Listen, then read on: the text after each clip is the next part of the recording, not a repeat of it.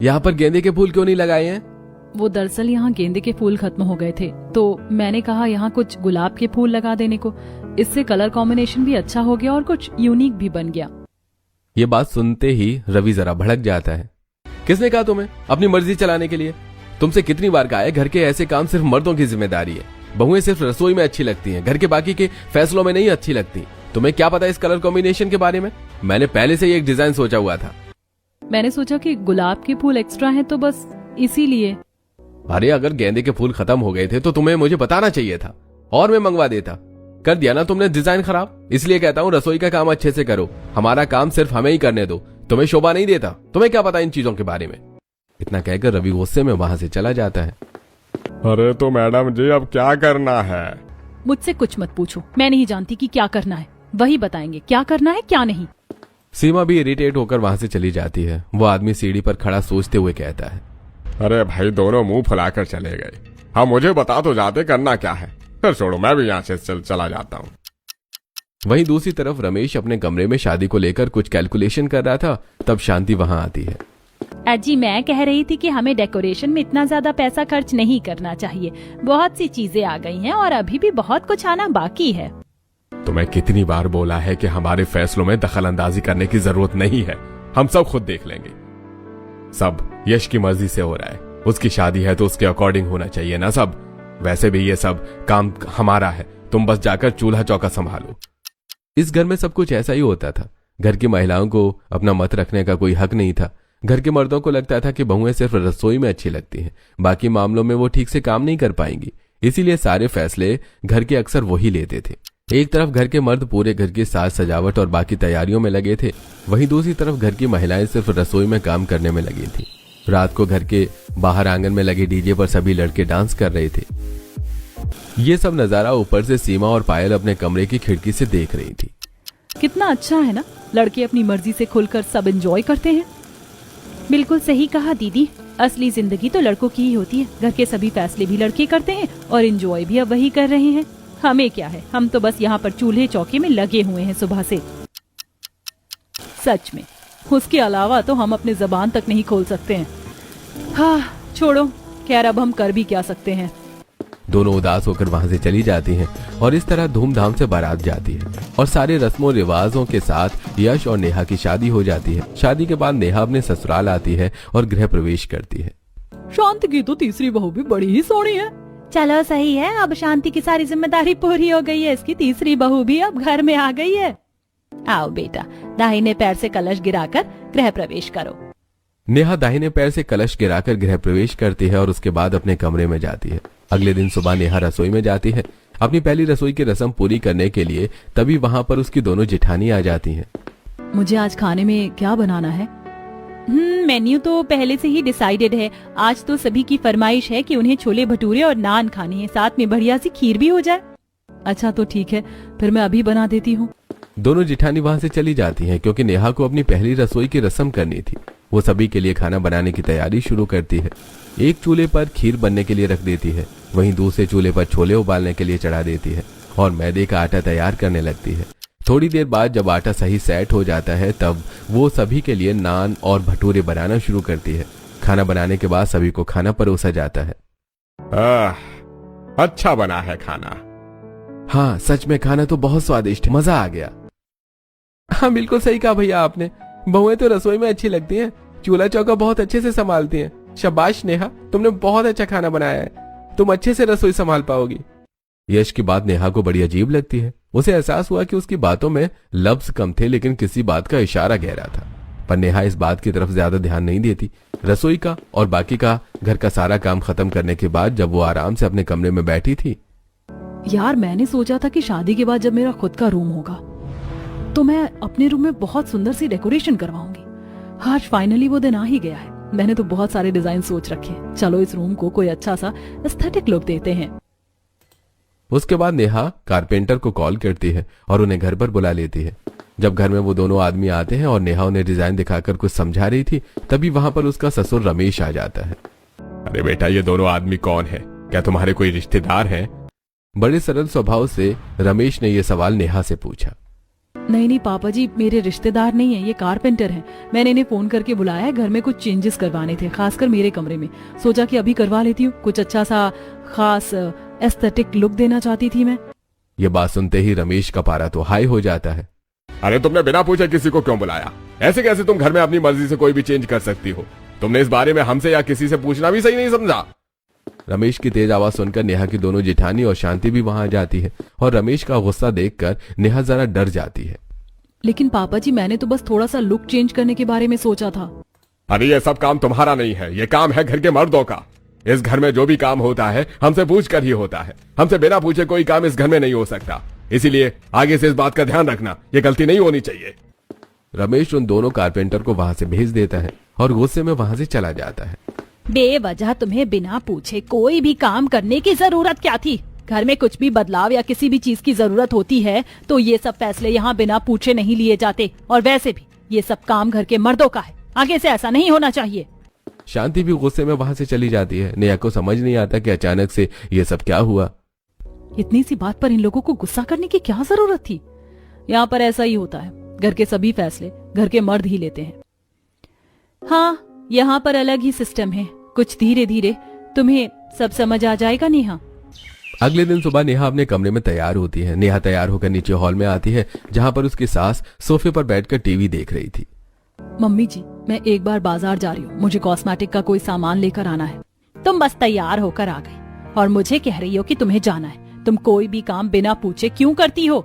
अरे मम्मी जी, मैं बिना पूछे कहाँ कुछ कर रही हूँ, मैं तो आपको बताकर ही जा रही हूँ। पूछ कर नहीं, बता कर जा रही हो। अरे यहाँ पर कोई भी काम बिना पूछे नहीं होता है। अभी तुम्हें कहीं नहीं जाना है, नई नवेली बहू हो। अंदर जाओ, जिस भी सामान की जरूरत है मुझे बता दो, या तो मैं खुद जाकर ले आऊंगी या तुम्हारा पति रात को आते हुए ले आएगा। अभी रसोई में जाकर हमारे लिए दोपहर का खाना तैयार करो। ये बात सुनकर नेहा को बड़ा गुस्सा आता है, लेकिन वो कुछ कह भी नहीं सकती थी। इसीलिए गुस्से में रसोई में जाकर खाना बनाने की तैयारी शुरू करती है। सबसे पहले वो आटा तैयार करती है और खुद से बड़बड़ाते हुए कहती है, पता नहीं कैसे अजीब ससुराल वाले हैं मेरे। मैं अपनी मर्जी से ये नहीं कर सकती, मैं अपनी मर्जी से वो नहीं कर सकती। अरे हद हो गई है, पता नहीं क्या दिक्कत है इन लोगों को। इस तरह दिन गुजर रहे थे। एक दिन सुबह नेहा खाना बनाने की तैयारी कर रही थी, वहीं सीमा और पायल घर का बाकी काम कर रही थी। नेहा ने अपनी मर्जी से आलू मटर की सब्जी बनाने के बारे में सोचा और उसने आलू काट लिए और मटर को भी छील रही थी। आज ऐसी आलू मटर की सब्जी बनाऊंगी कि सब खाते ही रह जाएंगे। नेहा बड़े मजे से खाना बना रही थी, तभी वहां पर रसोई में शांति आ जाती है और नेहा को आलू मटर छीलते हुए देखकर वो भड़क जाती है। तुमने आलू मटर किससे पूछकर छीला?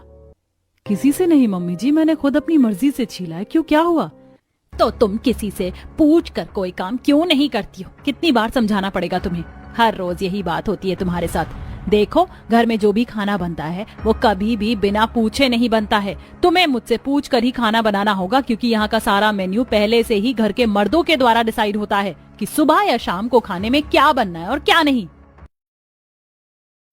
अच्छा ठीक है मम्मी जी, मैं आगे से इस बात का ध्यान रखूंगी। मुझे इस बारे में नहीं पता था, लेकिन क्या अभी मैं आलू मटर बना सकती हूँ? नहीं, बिल्कुल नहीं। अभी तुम्हें राजमा ही बनानी है। अब जल्दी से इसे साइड हटाओ और राजमा बनाने की तैयारी करो, खाने का वक्त निकला जा रहा है। इतना कहकर शांति वहां से चली जाती है। तब नेहा गुस्से में खुद से कहती है, अरे यार, मम्मी जी को भी पता नहीं क्या परेशानी होती रहती है। हमेशा मुझे हर छोटी छोटी बात के लिए डांटती और टोकती रहती है। अगर आज एक दिन आलू मटर बन भी जाती तो पता नहीं क्या हो जाता। मुझे तो लगता है कोई बड़ा पहाड़ टूट जाता, इसीलिए इतना सब सुना दिया मुझे। इस तरह दिन गुजर रहे थे। फिर एक दिन शाम को जब सभी खाना खा रहे थे, खाने में तो बहुत ज्यादा नमक है।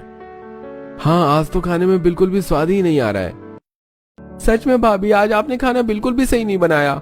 एक तो इतना तेज नमक हो गया और एकदम जला जला सा स्वाद आ रहा है खाने में। हाँ, तुम खाना भी ठीक से नहीं बना सकती। एक तुम्हारा खाना बनाने का ही तो काम है रसोई का, वो भी तुम ठीक से नहीं कर सकती तो और क्या ही करोगी। ये बात सुनकर सीमा को गुस्सा तो बहुत ज्यादा आ रहा था। वो गुस्से पर थोड़ा काबू करते हुए कह रही थी, इतना ज्यादा तेज नमक नहीं है, इसे खाया नहीं जा सके। हमेशा हर चीज एक्यूरेट नहीं हो सकती, कभी कभी ऊपर नीचे भी कुछ हो जाता है। लेकिन तुम्हें खाना ही तो बनाना होता है, वो भी तुमसे एक्यूरेट नहीं हो सकता। हाँ, हम भी तो जॉब करते हैं बिल्कुल एक्यूरेटली। हमेशा खाना सही बनी ऐसा नहीं हो सकता। कभी कभी जॉब पर आपसे भी कुछ तो गलती हो ही जाती है। कितनी बार आप उस चीज को ठीक करते हैं? बस पायल के इतना कहने की देर थी कि उसका पति रोहन उस पर भड़क जाता है। देखो तुम्हारे ऊपर कितना बर्डन है, हमारे ऊपर पूरा बिजनेस संभालने की जिम्मेदारी है, पूरे घर की जिम्मेदारी हम संभालते हैं और तुम हमसे कंपेयर कर रही हो। तुम्हें करना ही क्या होता है, सिर्फ रसोई का ही तो काम है तुम्हारा। इस तरह खाने की मेज पर माहौल जरा गरम गरम हो जाता है। कोई बिना खाए वहां से चला जाता है तो कोई मुंह बनाकर, सभी के जाने के बाद। इन लोगों का हमेशा यही रहता है, हमेशा हमें ताने देते रहते हैं, हमसे ज्यादा मुंह तो ये लोग फुलाते हैं। सच में मैं तो बहुत परेशान हो गई हूँ। इन लोगों के ताने सुन सुनकर मेरे कानों में से खून निकल जाएगा किसी दिन। बहुत इरिटेट हो गई हूँ। अब मुझे और बर्दाश्त नहीं होता। इतने साल पहले जब से मैं इस घर में आई हूँ तब से हर रोज यही बात सुनने को मिलती है। फिर खाना खाने के बाद जब सभी सास बहुएं हॉल में बैठकर टीवी देख रही थी तब बाहर गली में सब्जी वाला आता है। अरे सब्जी वाला आ गया, हम सब्जी खरीद लेते हैं, वरना बाद में शाम को बाजार में जाकर सब्जी खरीदनी पड़ेगी। हाँ ले लो। सीमा और नेहा दोनों उठकर बाहर सब्जी लेने जाती हैं। सब्जी ले लो, सब्जी ताजा ताजा बढ़िया बढ़िया सब्जी ले लो। अरे भैया 1 किलो आलू, 1 किलो टमाटर, आधा किलो मिर्च, 1 किलो प्याज, आधा किलो धनिया, सारी सब्जी तोल दो। सब्जी वाला उनकी सारी सब्जी तोल रहा था तभी वहां पर उनकी पड़ोसन आती है। अरे रितु कैसी हो तुम, बहुत दिनों बाद नजर आ रही हो। बस क्या बताऊं, नौकरी में इतनी ज्यादा उलझी हुई हूँ कि बस समय ही नहीं मिलता। अभी तो मैंने 3 दिन का रेस्ट लिया है, लास्ट मंथ ओवर टाइम किया था। सच बात है, रेस्ट लेना भी बहुत जरूरी है।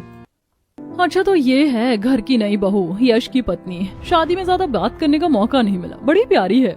जी शुक्रिया, आप भी। अब तो कहाँ, अब तो हम भी बूढ़े हो गए हैं। अरे कहाँ, अभी तो तुम जवान हो।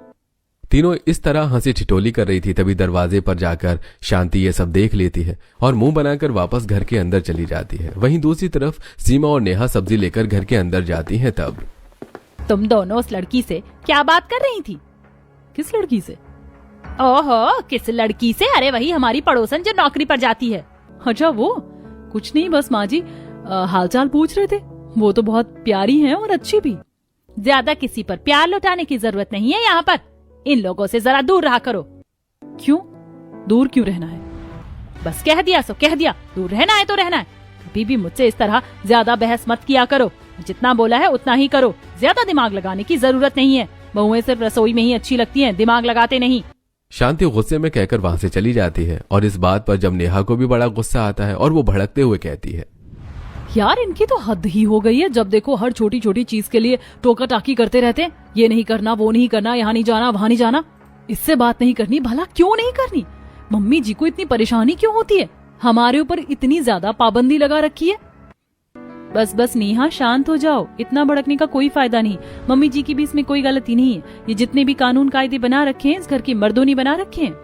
हाँ नेहा, सिर्फ हमारे ऊपर ही नहीं बल्कि मम्मी जी के ऊपर भी बहुत पाबंदी है। इस घर में मम्मी जी के भी कोई फैसले नहीं चलते। इनका मानना है कि घर की बहुएं बाकी फैसले अच्छे से नहीं ले सकती। घर की बहुएं तो सिर्फ रसोई में अच्छी लगती हैं। दोनों नेहा को सारी बात बताती हैं। सीमा शादी वाली फूलों की डेकोरेशन वाली बात भी नेहा को बताती है। जब नेहा को सब बात पता चलती है तो वो बड़ी हैरान होती है। ओह अच्छा, तो ऐसी बात है। लेकिन जो भी है ये सब बहुत ज्यादा गलत हो रहा है। हो तो रहा है, लेकिन अब कर भी क्या सकते हैं। उसके बाद सभी मिलकर रात का खाना बनाती हैं और सभी खाना खाकर अपने अपने कमरों में सोने चले जाते हैं। वहीं रात को नेहा सोने की तैयारी कर रही थी और उसका पति यश बिस्तर पर बैठकर अपने लैपटॉप में कुछ काम कर रहा था। तभी अचानक से यश चिल्लाता है, ओह नो, ये क्या हो गया? मेरी सारी फाइल डिलीट हो गई। अरे क्या हुआ? आप इतनी तेज क्यों चिल्ला रहे हो? कौन सी फाइल डिलीट हो गई? अरे मैंने इतनी मेहनत से अपना पूरा प्रोजेक्ट तैयार किया था, गलती से सब डिलीट हो गया। मैं उसे अंडू करने की भी कोशिश कर रहा हूँ लेकिन कुछ नहीं हो रहा। मेरी सारी मेहनत खराब हो गई और कल इम्पोर्टेंट मीटिंग भी है। क्या कहा? कोई बात नहीं, आप टेंशन मत लीजिए, फाइल दोबारा रिकवर हो सकती है। अरे अब कुछ नहीं हो सकता, मैंने सब ट्राई करके देख लिया है। अब मुझे पूरी रात जाकर दोबारा सब करना पड़ेगा, लेकिन मुझे नहीं लगता रात में भी ये सब काम कंप्लीट हो पाएगा। 1 मिनट रुको, आप इतना ज्यादा पैनिक मत होइए। एक बार मुझे लैपटॉप दिखाइए। अरे अब तुम लैपटॉप लेकर क्या करोगी? अब तुम लैपटॉप भी खराब करना चाहती हो क्या मेरा? तुम्हारा भला लैपटॉप के साथ क्या काम? फाइल को वापस रिकवर कर सकती हूँ मैं, मुझ पर भरोसा रखिए। एक बार मुझे लैपटॉप दिखाइए तो सही। नहीं, मैं अपने लैपटॉप के साथ कोई रिस्क नहीं लेना चाहता। वैसे भी फाइल डिलीट हो चुकी है। वही मैं कहना चाहती हूँ, फाइल तो वैसे भी डिलीट हो गई है, अब उससे ज्यादा क्या ही होगा। मैं कह रही हूँ ना, फाइल मैं रिकवर कर सकती हूँ, एक बार दिखाइए तो सही। वैसे भी फाइल या तो वापस आएगी या कुछ नहीं होगा। नेहा की बात मानकर यश उसे एक चांस देता है। नेहा कुछ करती है और उसके बाद वो फाइल वापस रिकवर हो जाती है, जिसे देखकर यश बड़ा खुश होता है। देखा, मैंने कहा था ना, मैं रिकवर करके दिखाऊंगी फाइल को, सो मैंने कर दिया। हाँ, तुम्हारा तुक्का अच्छा फिट हो गया। क्या कहना चाहते हो? तुक्का फिट हो गया? ऐसे ही नहीं, किसी भी चीज में तुक्का फिट हो जाता है। मैंने अपनी मेहनत से किया है, मुझे इस चीज की नॉलेज थी। हाँ, लड़कियों को चूल्हे चौके के अलावा कहाँ ही इतनी नॉलेज होती है। बहुएं तो रसोई में ही अच्छी लगती हैं, उसके अलावा वो किसी और चीज के लिए नहीं बनी है। सालों से यही तो चलता आ रहा है। वैसे भी यश की बात सुनकर नेहा को बहुत ज्यादा गुस्सा आ जाता है। आप भला ऐसा कैसे कह सकते हैं? आपकी ये बात सरासर गलत है। लड़कियां लड़कों से कम नहीं होती किसी भी फील्ड में। ये बस आपकी दकियानूसी सोच है, वरना लड़कियां किसी से कम नहीं होती हैं। अच्छा मजाक है, इसीलिए तो लड़के हर फील्ड में लड़कियों से आगे हैं। देखो, अब इस बारे में ज्यादा बात करने की जरूरत नहीं है। वैसे भी तुमने एक काम कर दिया तो कौन सी बड़ी बात हो गई। अब मुझे कल सुबह मीटिंग के लिए जाना है, लेट हो जाऊंगा, वरना मुझे सोने दो। इतना कहकर यश सोने के लिए लेट जाता है, लेकिन वहीं नेहा का गुस्सा अंदर ही अंदर बहुत ज्यादा उबल रहा था। उसे गुस्सा आ रहा था कि यश उसे ऐसा कैसे कह सकता है। यहाँ तक कि उस घर के हर मर्द यही सोचते थे कि महिलाएं कुछ नहीं कर सकती, सिर्फ रसोई के लिए ही बनी है और वो सिर्फ रसोई में ही अच्छी लगती है। लेकिन नेहा उन सबको गलत साबित करने वाली थी। वहीं दूसरी तरफ कुछ दिन बाद जब रमेश और रोहन को एक पार्टी में जाना था तो मैंने तो जो उसने कहा था सारा सामान खरीद कर वही गिफ्ट पैक कर लिया है। हाँ चलो, अच्छा है, उसकी पसंद का गिफ्ट हो जाएगा तो बहुत ही अच्छी बात होगी। रमेश और रोहन अपने एक रिश्तेदार की रिसेप्शन पार्टी में जा रहे थे। उन्होंने सिर्फ लड़के के चॉइस के ही गिफ्ट लिए थे, जिसे देखकर शांति और पायल कहती है, देखिए, आपने लड़के की चॉइस के गिफ्ट लिए हैं, अच्छी बात है, लेकिन रिसेप्शन तो लड़की का भी है, उसके लिए भी आपको एक गिफ्ट ले लेना चाहिए। हाँ बिल्कुल, हम ये नहीं कह रहे कि आपने कुछ गलत किया है, लेकिन एक गिफ्ट और ऐड हो जाएगा तो जरा अच्छा लगेगा, बहू भी खुश हो जाएगी। वैसे भी वो हमारी खास बहू है। फिर से घर की महिलाओं के बोलते ही वो दोनों भड़क जाते हैं। अरे लो जी, फिर से शुरू हो गया इनका तो। अरे कितनी बार कहा है, हमारे फैसलों में दखलंदाजी करने की जरूरत नहीं है। हम जो करते हैं बिल्कुल सही करते हैं। हमारे फैसलों के आगे कुछ भला हो सकता है? हाँ पापा जी, हमने आपको गलत नहीं कहा है, न ही हमने आपके फैसले को काटा है। हमने तो बस कहा है कि आप एक गिफ्ट और ऐड कर लीजिए, हमारी तरफ से ही कर लीजिए। अब तुम अपने पापा से बहस भी करोगी? हाँ, तुम्हारी इतनी हिम्मत हो गई? तुमसे कितनी बार कहा है कि सिर्फ अपने काम से काम रखा करो, फिर से तुम घर के फैसलों में दखलंदाजी कर रही हो। तुम्हारा काम सिर्फ चूल्हे चौके का है। हाँ, घर की बहू हो तो घर की तरह रहो, बाकी चीजों में अपनी नाक डालने की जरूरत नहीं है। वैसे भी घर की बहू रसोई में ही अच्छी लगती है और किसी चीज में नहीं। बाकी चीजों के फैसले लेने के लिए घर के मर्द हैं। वैसे भी हम जो करेंगे तुमसे बेहतर करेंगे। इतना कहकर रमेश और रोहन गुस्से में वहां से चले जाते हैं, जिसे देखकर शांति और पायल को बड़ा बुरा लगता है।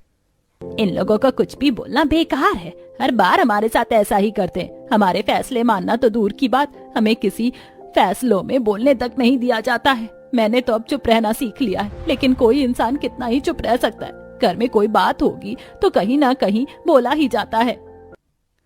आपने तो मम्मी जी अपनी पूरी जिंदगी बहुत कुछ बर्दाश्त किया है, बस मुझसे अब और बर्दाश्त नहीं होता है। अरे शादी से पहले हमारे मायके में भी कभी ऐसा कुछ नहीं हुआ। हमारे घर में पूरी वैल्यू थी हमारी, लेकिन यहाँ आने के बाद तो हमें किसी भी चीज में बोलने का हक ही नहीं है। पूरी जिंदगी बस एक ही डायलॉग सुनने को मिल रहा है, घर की बहू हो रसोई में अच्छी लगती हो। अरे घर की बहू है, रसोई की बहू थोड़ी है। घर की बहू है तो घर में भी तो कुछ बोलने का हक होना चाहिए कि नहीं? पायल भी ये सब सुनकर बहुत ज्यादा इरिटेट और फ्रस्ट्रेट हो जाती है। उसका गुस्सा फूट फूट कर निकल रहा था, लेकिन इन सब चीजों का कोई फायदा नहीं था। इस तरह दिन गुजर रहे थे। फिर कुछ दिन बाद रमेश, रोहन, रवि, यश चारों सोफे पर बैठकर अपने किसी बिजनेस डील के बारे में बात कर रहे थे। समझ में नहीं आ रहा कि सब कैसे होगा। हमारे बिजनेस को तो बहुत ज्यादा घाटा हो रहा है। सच में पापा, हमारे शेयर्स भी डूब गए हैं। अभी तो सब कुछ लॉस में ही जा रहा है। अगर ऐसे ही चलता रहा तो हमारे बिजनेस को डूबने में ज्यादा समय नहीं लगेगा। वहीं दूसरी तरफ नेहा रसोई में उन लोगों के लिए चाय बनाकर लाती है। यह चाय की ट्रे लेकर वहीं खड़ी थी और उनकी बात सुन रही थी। मुझे लग रहा है कि कहीं ऐसा तो नहीं है कि हमने कोई गलत इन्वेस्टमेंट कर दी हो। लेकिन हमारे एडवाइजर ने तो हमें यही एडवाइस दी थी और हमने सब कुछ उसके अकॉर्डिंग ही किया था। ये देखो, ग्राफ कितना ऊपर जा रहा था और अब सडनली कितना नीचे आ गया है। रेशन भी तो हमारा 25-75 का चल रहा है। पता नहीं सब कैसे होगा। नेहा चाय की ट्रे रखकर वहां से चली जाती है। अब चारों बिजनेस की टेंशन की वजह से बहुत ज्यादा इरिटेट रहने लगे थे। उनका गुस्सा अब घर की महिलाओं पर फूट फूट कर बाहर आ रहा था। एक दिन, अरे खाना बिल्कुल भी अच्छा नहीं बना है। पता नहीं खाना भी ठीक से नसीब नहीं होता इस घर में तो। सच में पापा, कितनी मेहनत कर लो, हम तो घर की जिम्मेदारी इतने अच्छे से संभालते हैं, लेकिन इन लोगों से खाना तक ठीक से नहीं बनता। वहीं बहुओं को भी गुस्सा आ जाता है। देखिए आजकल आप ज्यादा ही हम पर बिना बात के भड़क रहे हैं। हम मानते हैं कि आपको अभी बहुत ज्यादा चिंता सता रही है, लेकिन अपना गुस्सा हमारे ऊपर निकालने की कोई जरूरत नहीं है। अच्छा, अब तुम अपनी गलती भी हमारे ऊपर थोप रही हो। इस तरह गर्मा गर्मी का माहौल बन जाता है और दोनों तरफ से गुस्से में कुछ कुछ बातों की बौछारें हो रही थी। तभी नेहा चिल्लाकर सबको शांत करते हुए कहती है, बस बहुत हो गया, आप लोगों ने हम महिलाओं को बहुत नीचा दिखा दिया। अब हम और बर्दाश्त नहीं करने वाले। आप कहते हैं ना कि लड़के ही सब कुछ कर सकते हैं, लड़कियां कुछ नहीं कर सकती। लड़कियां सिर्फ रसोई के लिए बनी है। हाँ, इसमें भी कोई शक है? ठीक है, अगर ऐसा ही है तो मैं आप सभी को गलत साबित करके दिखाऊंगी। मुझे सिर्फ 1 महीना चाहिए। आपका जो बिजनेस लॉस में चल रहा है मैं उसे ठीक करके दिखाऊंगी। ऐसा भी भला हो सकता है? क्यों, डर गए क्या कि हम सच में कुछ कर दिखाएंगे? और अगर हमने कुछ कर दिखाया तो आप हमसे अपने गलत व्यवहार के लिए माफी मांगेंगे? ठीक है, हमें तुम्हारा चैलेंज मंजूर है। अब असली कंपटीशन शुरू होता है। पायल, सीमा और नेहा तीनों ही बहुत पढ़ी लिखी थी। नेहा ने तो खास अकाउंटेंट का कोर्स किया था। वो तीनों अपनी पूरी नॉलेज की मदद से जो उन लोगों ने बिजनेस में गलत इन्वेस्टमेंट की थी उसे हटाकर सही जगह इन्वेस्टमेंट करती हैं और शेयर्स का रेशो भी हटा देती हैं। जहां 50-50 होना था उसे हटाकर कम कर देती हैं और इन्वेस्टमेंट का भी सारा डेटा दोबारा रिवाइज करती हैं। जब अगले महीने की रिपोर्ट आती है तब पता चलता है कि उन्हें बहुत कम लॉस हुआ। ये देखकर सभी बहुत हैरान थे। एक ही महीने में हमारा इतना कम लॉस हुआ है, लेकिन ऐसा कैसे पॉसिबल हो सकता है? ऐसा इसीलिए पॉसिबल हो सकता है क्योंकि हमने दिन रात मेहनत की है और अपनी सारी नॉलेज को इस्तेमाल करके ये डिसीजन लिया था। ये तो सच में कमाल हो गया। बहुत अच्छा डिसीजन लिया तुमने। लिया तो हमने अच्छा ही डिसीजन है और कोई तुक्का भी नहीं है, क्योंकि बिजनेस कोई हंसी खेल नहीं है। इसमें कोई तुक्का नहीं लग सकता। लेकिन आप लोगों ने कभी हमारी वर्थ को समझा ही नहीं। हाँ, हमें बस रसोई की 4 दीवारी में हमेशा कैद रखा और हमेशा हमें नीचा दिखाया। सिर्फ एक ही बात हमें कही गई कि हम सिर्फ रसोई के लिए बने। हम बहू हैं तो रसोई में ही अच्छे लगते हैं, लेकिन ऐसा नहीं है। हम चाहें तो कुछ भी कर सकते हैं। मैंने कहा था ना, हम कुछ कर दिखाएंगे। आप लोगों ने लड़कियों को हमेशा नीचा ही दिखाया, कभी हमारी काबिलियत को नहीं समझा। हमें घर के किसी एक फैसले में बोलने तक का मौका नहीं दिया गया। उस दिन आपने मुझसे कहा था ना, लड़कियां तो सिर्फ तुक्का मारती हैं और हम कुछ नहीं कर सकती। लेकिन मैं आपको याद दिला दूं कि आपकी कंपनी की एक सीए लड़की ही है और आपकी ऑफिस की अकाउंटेंट भी एक लड़की ही है। लड़की चाहे तो बहुत कुछ कर सकती है।